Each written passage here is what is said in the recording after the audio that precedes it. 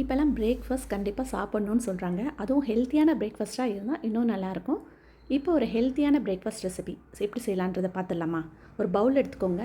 1 cup சாமை அரிசி, 1/4 cup Mysore தால் இல்லைனா சிறுபருப்பு எடுத்துக்கோங்க. 1/4 கப் சிகப்பு அவல் எடுத்திருக்கேன். ஒரு 2 டேபிள் ஸ்பூன் கருப்பு உளுந்து, 1 டேபிள் ஸ்பூன் வெந்தயம். இது எல்லாத்தையுமே நல்லா வாஷ் பண்ணிவிட்டு ஒரு 5 மணி நேரத்துக்கு நல்லா ஊற வச்சு எடுத்துருங்க. ஊற வச்சுட்டு அதை மிக்ஸி ஜார்லேயே கூட நம்ம அரைச்சி எடுத்துக்கலாம். கிரைண்டர் தான் யூஸ் பண்ணணும்னு கிடையாது. மிக்ஸி ஜார்லேயே அரைச்சி எடுத்துகிட்டு நல்லா ஒரு 8 மணி நேரத்துக்கு 7 மணி நேரம் இல்லை 8 மணி நேரத்துக்கு நல்லா புளிக்க வச்சு எடுத்துக்கலாம். புளிக்க வச்சதுக்கப்புறமா சால்ட் சேர்த்துட்டு இதுக்கு தேவையானதுக்கு நமக்கு வெஜிடபிள்ஸ் எதுவாக இருந்தாலும் சேர்த்துக்கலாம். இன்னும் ஹெல்த்தியாக நமக்கு வேணும் அப்படின்னா ஆனியன் இல்லை சின்ன சின்னதாக கட் பண்ண பீன்ஸு, கேரட்டு, கிரேட்டட் கேரட், நான் கேரட் தான் போட்டிருக்கேன். ஸோ அதெல்லாம் போட்டுட்டு நம்ம தோசை போட்டுற வேண்டியதான்.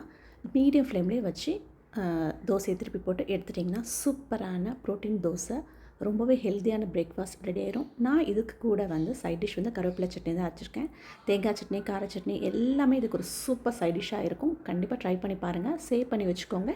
உங்களோட ஃபீட்பேக்கை சொல்லுங்கள். தேங்க்யூ.